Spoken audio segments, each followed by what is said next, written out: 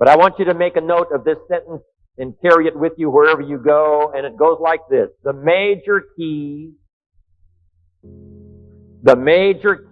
to your better future is you. Once I understood that all those years ago when I first got started, age 25, my whole life changed. It's not the circumstances that come after it. It's not the opportunity that presents itself to us.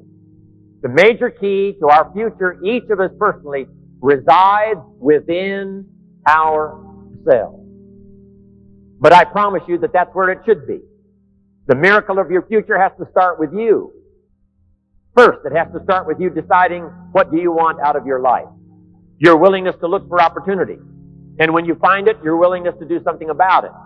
Like Mark Hughes, once you've got an opportunity going, willingness to learn the skill, one at a time.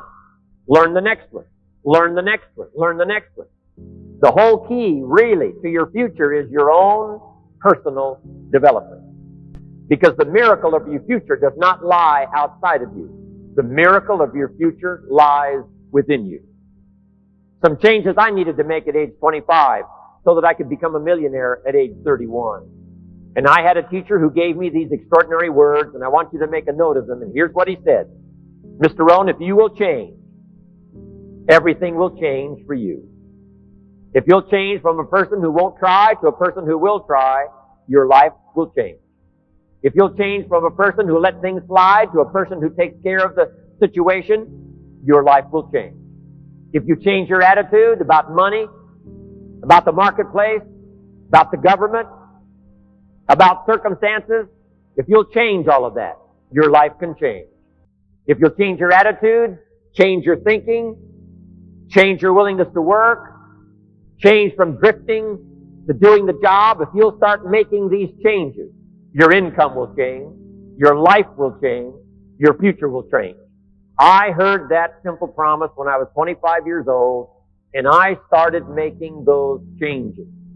And I promise you here today, if you'll start the process of changing into a stronger person, changing into a person that takes advantage of opportunity instead of letting it slide, if you'll start making those changes, skill by skill, step by step, day by day, your life will change.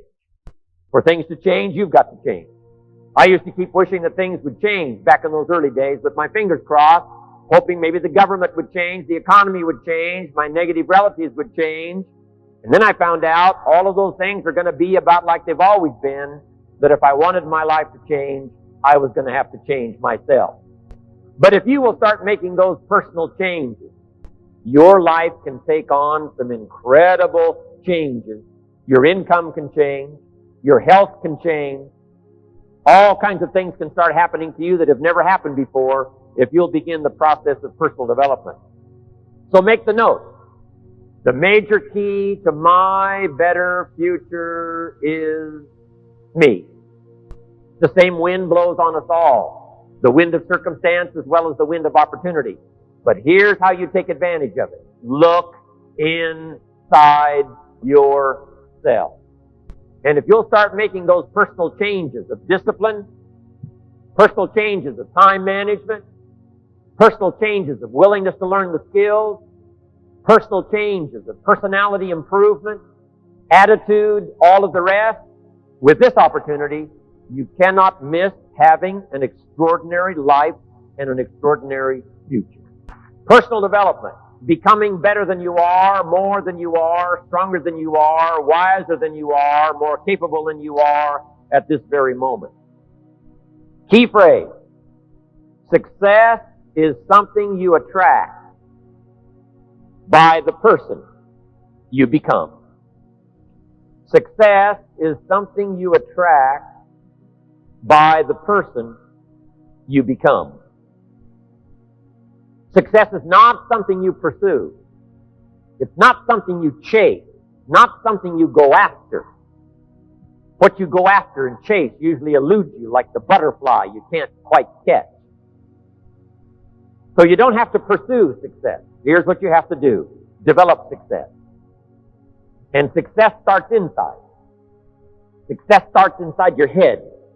Success starts inside your heart. Success starts inside yourself when you decide you're going to make the necessary changes and do the necessary growing in personal development. Success is something you attract by the person you become. So let's talk now about personal development and how to make it significant for you. Here's the first part, and that is to learn the lesson of the season. Learn the lesson of the season. Key phrase to start with: life and business is like the changing season.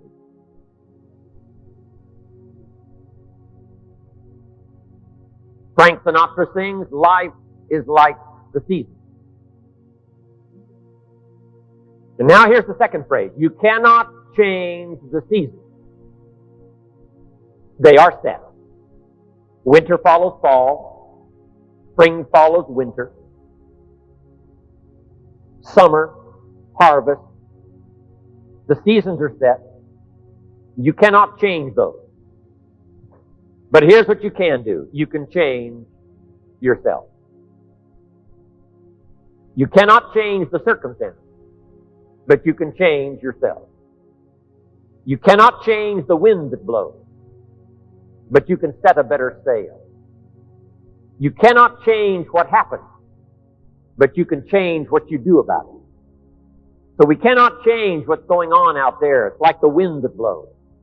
But we can change ourselves by setting sail, working on our philosophy, working on our attitude, working on our discipline. So you can't change the seasons, but you can change yourself. And now let us learn the lessons of the seasons. Here's number one. Learn how to handle the winter. The winter time. We must all understand, and I'm sure our experience has taught us up until now, the winters always come. Right after harvest comes the winter. Some winters are long and some are short, but they always come. Now, it's not just the winter of the season, but it's the winter when things don't work well. The winter when it all turns dark. It's the winter when problems seem to pile up. Economic winters, social winters, personal winters, when your heart is smashed in 1,000 pieces and the nights seem unusually long. We call it winter time. Whether it's economic, the winter of poor health, the winter when things don't go well, winter time. Here's the best advice I can give you when the winter does come, whether it's a long one or whether it's a short one. The best advice I can give you is learn how to handle it. Hang in there. Stay steady. When the night comes that follows the day, you just stay steady in the night. Stay steady in the winter. 3 things that will help you to stay steady in the winter. Become wiser and stronger and better. All of us can become wiser than we were yesterday, wiser than we were last week, wiser than we were a month ago. And that wisdom is going to help you when a tough time comes. That wisdom is going to help you when the winter sets in. Next in the winter, become stronger. Stronger physically, stronger morally, stronger spiritually. All of us can gather muscle, not just the muscle of our physical body, but the muscle of your mind that helps you through the tough times. The muscle of your spirit that sustains you when things seem to be going wrong, not in your favor. So become wiser, become stronger, and here's the third one. In the winter, become better. All of us can get better. Our skills can get better. What we've learned can serve us more to where we get better and better at telling the story, better and better at sharing the opportunity, better and better at expressing ourselves. I had those challenges when I started, like everybody does. My first meeting, I stood up to talk, and my mind sat back down. I remember those occasions. But I did it again, and I did it again, and I did it again, and here I am on this June day in Taipei, one more time doing it again. I'm getting better. So hang in there during the winter time. The challenges always come. The dark time always comes. Winter always follows the harvest. But the winters of the future, for you, can be a lot different than the winters of the past. If you'll hang on to what you've learned here, hang on to that. So that when you're out there and a dark time comes, a dark night comes, and a tough winter comes, you'll be able to survive. Not only be able to survive, you'll be able to flourish. So that's number one. Learn how to handle the winters. Here's number two in your personal development. Learn to take advantage of the spring. Spring is called opportunity. But here's what's exciting about spring. It follows the winter. And pray tell, how often does spring follow winter? And the good word is every time. For the last 6,000 years that we know of, called recorded history, spring has always followed winter. Yes, the night comes, but day follows night. Yes, difficulty comes, but opportunity follows difficulty. Expansion follows recession. Joy has a good chance of following sadness. It's the rhythm of life. It's 6,000 years of written history that proves that the winter doesn't last forever. The night does not last forever. The difficult time does not last forever, whether it's a political winter or a social winter or an economic winter. Spring always comes. But here's what you must learn to do. Underline the two words, take advantage.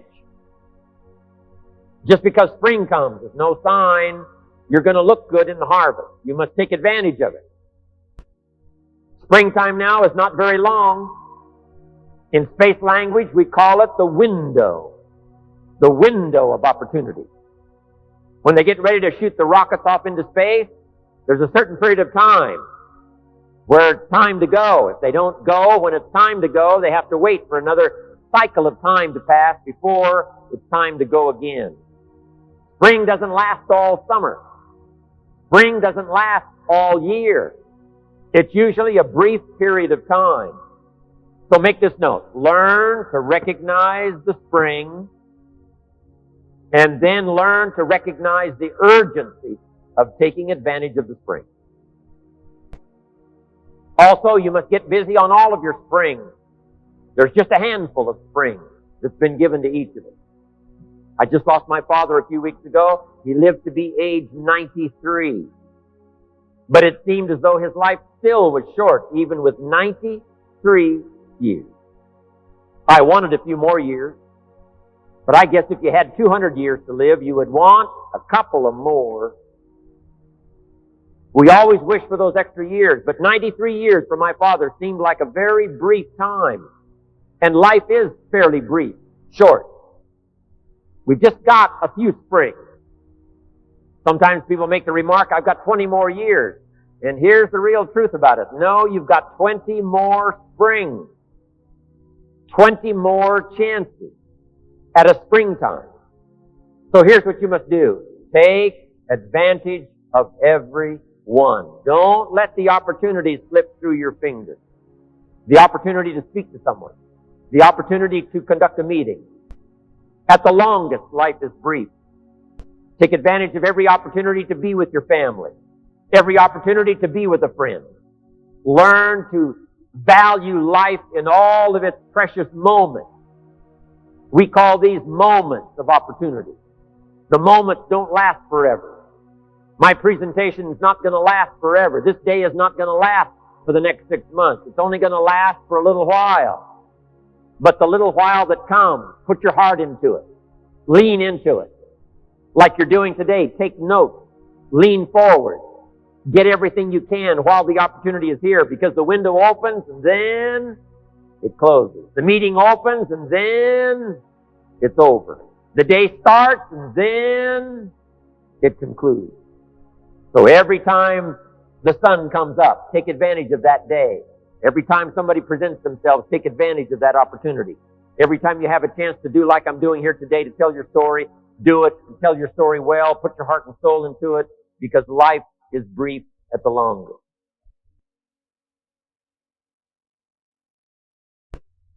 Now here's number 3. In contemplating the seasons, the third season is the season of summer. And the season of summer is an interesting season. Two things are important in the season of summer. Number one, and that is to give life to your values. If you've planted a garden now, you've got to give it nourishment. Give life to your values. Make this note, no greater gift than the gift of attention. Giving someone not just your time, but your attention. Giving someone your information. Giving someone your inspiration. Like a mother that gives life to a baby. Now she nourishes it. Now she feeds it. Now she takes care of it. The summer time is a time to give nourishment to something you've started. Don't leave it to wilt in the sun. Don't leave it to be discarded by time. Give it your life. Give it your heart. Give it your soul. There's one thing I can say about Mark Hughes since the first day I met him all those years ago. Mark puts everything he's got into everything he does. And I'd like to have you make that note and see if we can't follow. Put everything you've got into everything you do. That's called life. That's called mothering. That's called giving it life like a mother. Now here's what else you must do in the summer. You must guard against the enemies like a father. As soon as you've planted a garden, it's going to be invaded. The busy bugs and the noxious weeds are out to take your garden. So not only must you give life to the plant, not only must you give life to the fruit tree, you must now guard your fruit. You must guard your garden from the enemies that are going to try to move in and take over. So here's what you must do. Nourish your values like a mother and fight your enemies like a father. And there's all kinds of enemies. There's the outside enemies politically. We've had to war with our enemies against democracy, the enemies against freedom. We've had to fight all these wars. The war's been going on for the last 6,000 years of recorded history. Thankfully now we're winning the war of democracy. We're winning the war of freedom. The walls did come tumbling down a few years ago, and now freedom rings. You can walk the streets of old Prague and talk politics and not be afraid of being thrown into jail. Opportunity has come. There's a fresh breeze of opportunity and freedom blowing around the world. But I want you to make this note. The enemies are not far away. Yes, when the light comes, wonderful. But the darkness is not that far away. The enemies of freedom are not that far away. And the enemies of your life are not that far away. Here's what I'm asking you to do. Stand guard. Stand guard over your customers. Stand guard over your family. And stand guard over yourself. Stand guard at the door of your mind. When those things that would come and tempt you to be distracted, stand guard. We've all got to fight the fight. We must give nourishment, yes, like a mother, but we must also fight the war like a father. So I'm asking you to be strong in fighting the enemies. Now, it's not only the enemies that are on the outside, it's the enemies that are on the inside. Let me give you a quick list of some of the enemies to be on the lookout for in the season of summer. Number one is indifference. Indifference. The ho-hum attitude. Letting it slide, letting it go. I've got a good phrase for you to jot down. You cannot drift to the top of the mountain. If you want to see the view from the top, you have to climb. You have to climb steady. You have to climb true. You have to climb consistently. You cannot drift. You cannot say, ho-hum, oh, maybe it'll work out. I've got my fingers crossed. That is not a good policy. It is not a good philosophy. If you want values, you've got to work for them. If you want to see the view from the top, you've got to steadily climb. So I'm asking you to fight indifference. Don't let it be part of you. Resist it with all of your ability. Next is indecision. Indecision is the thief of opportunity. You've got to decide. Yes, some decisions take longer than others, but don't take any longer than you need to make a decision. Give it a try. Sometimes you never know till you give it a try. Don't wait and eat up the time and let indecision be the thief of opportunity to do something well, do something right, touch someone else's life. Here's the next one. Doubt. We all have a certain amount of doubt. Nobody can be 100% certain. But here's what you must learn to do. Doubt your doubt. And believe your beliefs. I used to be mixed up on that all those years ago. I used to believe my doubts and doubt my beliefs. And what a sad position that's to be in. Learn to doubt your doubt and believe your belief. It's easy to doubt the future with uncertainty. It's easy to doubt the past will serve you. It's easy to doubt the community. It's easy to doubt the country, doubt the government, doubt the banks, and doubt the money. It's easy to doubt each other. And here's the worst one of all. It's easy to doubt yourself. Doubt that you can learn, doubt that you can grow, doubt that you can change. But I'm asking you to turn that around. Drive your doubts into a small corner. Don't let them conquer you. Believe in each other. Believe in your country. Believe in the community. Believe in the rest of the world and their ability to struggle with the problems and come up with the answers. Believe that things are possible. And here's the most important one. Believe in yourself. So do your job well. Do not doubt your own ability. Don't doubt your ability to change. Don't doubt your ability to grow. Don't doubt your ability to take command. Don't doubt your ability to learn all the skills. Whatever you want, I'm telling you it's all possible. Make this note. None of us lack the capacity. None of us lack the capacity. We have far more capacity than we have time to take advantage of. I do read a record where it says all that time ago, some people lived to be 700 years, 800 years, 900 years old. I feel a little shortchanged when I only have the chance maybe to live 70, 80, 90, 100 years. When all that time ago, the record says, some lived to be 700, 800, 900 years. It seems like it would take 7 or 8 or 900 years to tap the full extent of our capacity, let alone 70, 80, 90, 100 years. But here's what I'm asking you to do. Get busy. You've got more brain power than you've used so far. You've got more potential than you've used so far. You've got more strength than you've possibly used so far. No telling how many languages you can learn. No telling how far you can go. No telling how strong you can get until you get busy working on yourself and see if you can't tap all of your full potential. People might have put you down in the past. I'm telling you, those days are over. People that have told you you're too short. People that have told you you're too tall, you're too old, you're too young. I'm telling you, the old idea about your limitations of the past, those days are gone forever.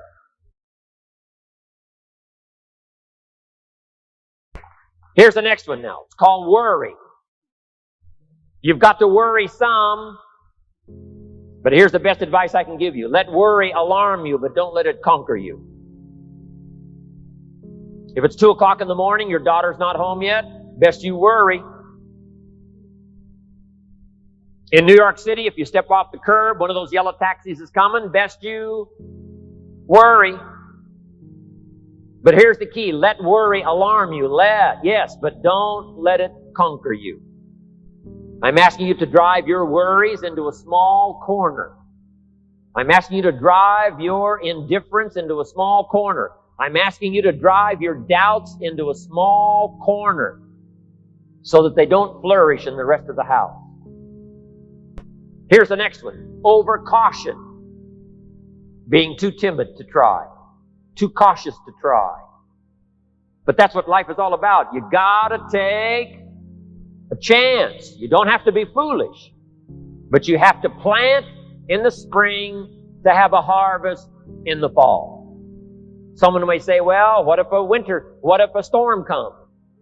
What if a hailstorm comes and beats my crop into the ground? Here's what you must do. You gotta take a chance. Someone says, what if it doesn't work? I've got a better phrase for you. What if it does? Somebody says, what if I go broke? That's one option. Here's the next one. What if you get rich? You gotta take a chance. Someone says, if you have a child, what if this happens? What if they get ill? And what if all this goes wrong? I understand that. What if someday they won't respect you? I understand the possibility. But you gotta take a chance. Someone says, isn't marriage a little tricky? Yes. But you gotta take a chance. Take a chance and step out. Make the note. The same wall that keeps out disappointment keeps out happiness. You gotta take a chance. Move out into the day and take a chance. Move into someone's life and take a chance. Conduct a meeting and take a chance. Tell the story and take a chance. Yes, someone may say no, but they may say yes. You gotta take a chance.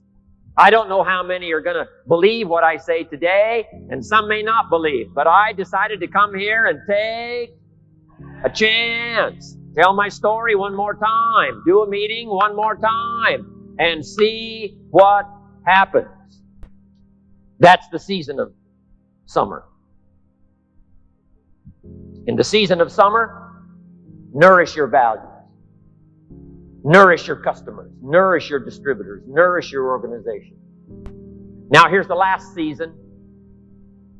Number 1 is hang in there in the winter. 2, take advantage of the spring and the summer. Nourish like a mother. Fight your enemies like a father. And here's the last season, the season of harvest. There's an interesting phrase from an ancient prophet, and it says, in due season, your harvest will come. First, harvest cannot come unless you're due. Harvest does not come to those who did not plant all those months ago called the spring. Harvest does not come to those that hope. Harvest does not come to those that wish. Harvest does not come to those who have their fingers crossed. Harvest only comes to those for which it is due. Harvest only comes to those that have planted, that did the job, that told the story, that gave the invitation, that conducted the meeting. You've got to make the expenditure up front. But if you make the expenditure up front, before the harvest is there, you must see the harvest in your mind. You must anticipate the harvest because others have already received a harvest. It gives you hope. But we plant in the dark. We plant not knowing for sure. But if you'll take the risk and talk, if you'll take the risk and go, if you'll take the risk and serve, if you'll take the risk and give an opportunity to someone, if you'll take a risk and get on an airplane, if you'll take a risk and go see the people, if you'll take a risk and conduct a meeting, I promise you, as time unfolds, your harvest will come.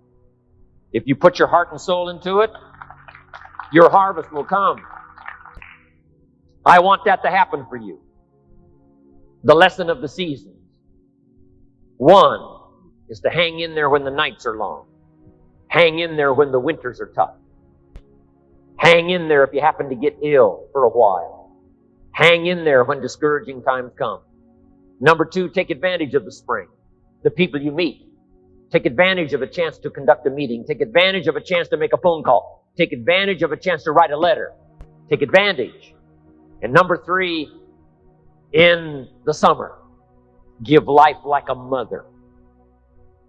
Fight enemies like a father. Look over your organization like a shepherd would look over the flock, the sheep.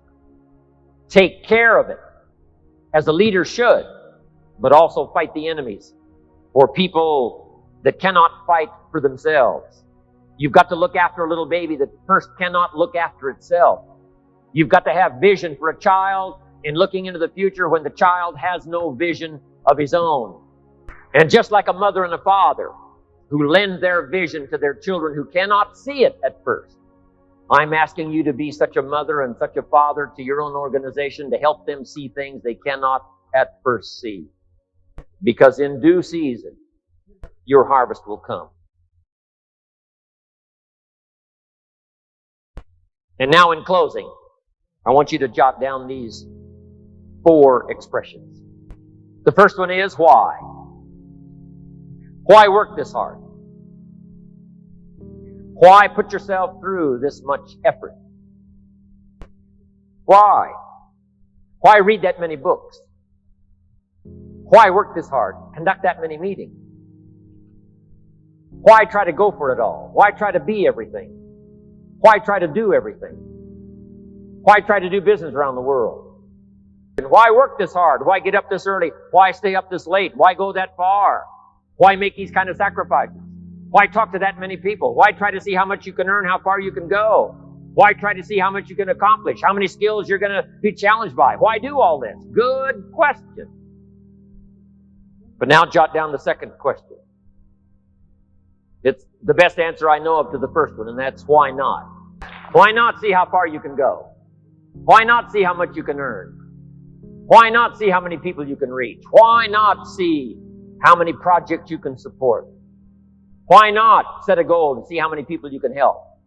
I ask myself, why not try to reach the peak of my skills by the year 2000? What else am I going to do? Right? Why not see how far you can go, how much you can earn, how much you can share? Why not see how many meetings you can conduct? Why not see how many skills you can develop? Why not see the world? Why not do something extraordinary with your life? Why not touch other people and invest in their lives and watch unusual things happen? Why not? Hey, you've got to stay here till you go. Why not? See how far you can go, how much you can do, how much you can take on, how much you can challenge yourself by. Why not? Now here's the third question. I wished I could ask this question of each of you personally, but I haven't got the time. I'm going to ask you collectively. Question number 3. But I want you to take it personally. And my third question is, why not you? Why not you? If Mark can do it from where he started, if Jim Rohn, raised in farm country, parents of modest means, limited education, if I can do it and be invited to enjoy this extraordinary journey with Mark Hughes, why not you? We started with nothing. We started in debt. We started scared. We started with lack of skills. We started with an empty bank account. We started with challenges. Somehow, step by step, we made it. Through all the doubts, we made it. Through the summertime, we made it. Through the winter times, we finally made it. Yes, we're being honored now, but look where we started. And if we can do it, you can do it. Why not you with extraordinary skills? Why not you with power to spare? Why not you becoming a leader of many people into the future? Why not you doing business around the world? Why not you investing in other people and watching them grow? Why not you with personal satisfaction, having all of your bills paid and a fortune to spare? Why not you sponsoring all the projects you want to sponsor? Why not you walking with respect before your family? Why not you becoming a leader of leaders? Why not you mastering the skills and having extraordinary self-confidence, self-esteem? Why not you? And here's my last question. Why not now? I've got a good note for you to make as I wind up here today. There never was a better time. 1996, with a few more years until the year 2000, there never was a better time. Here's why. Number 1, the world is ready. There never was a better chance. Yes, we might blow it. But I think we've got a better chance now not to blow it than 5 years ago, 10 years ago, 20 years ago, 100 years ago. Yes, I know there's still a lot of crazy people out there in the world, but we've got a better chance now for democracy to flourish than we've ever had in 6,000 years of recorded history. We've got a better chance now politically. We've got a better chance now socially. We've got a better chance now with a young country like yours and mine. America's only a little over 200 years old. We've got a better chance now to spread the news of free enterprise, freedom, democracy. We've got a better chance now than the world's had in 6,000 years of recorded history. There never was a better time. We've got a better chance now to conquer some diseases that we didn't have a chance 50 years ago and 100 years ago. We've got a better chance now to spread the word through technology and television, and airplanes that fly, and hooking up with satellites around the world. We've got a better chance now than we've ever had before to spread the word, better nutrition, fabulous products, financial opportunity, touching people's lives and watching them grow. There never was a better time. There never was a better time for your country. There never was a better time for my country. There never was a better time for the countries that are represented here today. This is the time. This is the moment. There never was a better time for you personally to step out front. So why not now? Get your act together. Develop your skills. Pay more attention than you ever have in the past. Develop more confidence than you ever have in the past. A chance to grow faster than you've ever grown in the past. A chance to touch more people's lives with technology. This is your time. This is your moment. 1996. Getting ready for 1997. And then 3 more years until the year 2000. Here's what I want you to do. Take advantage.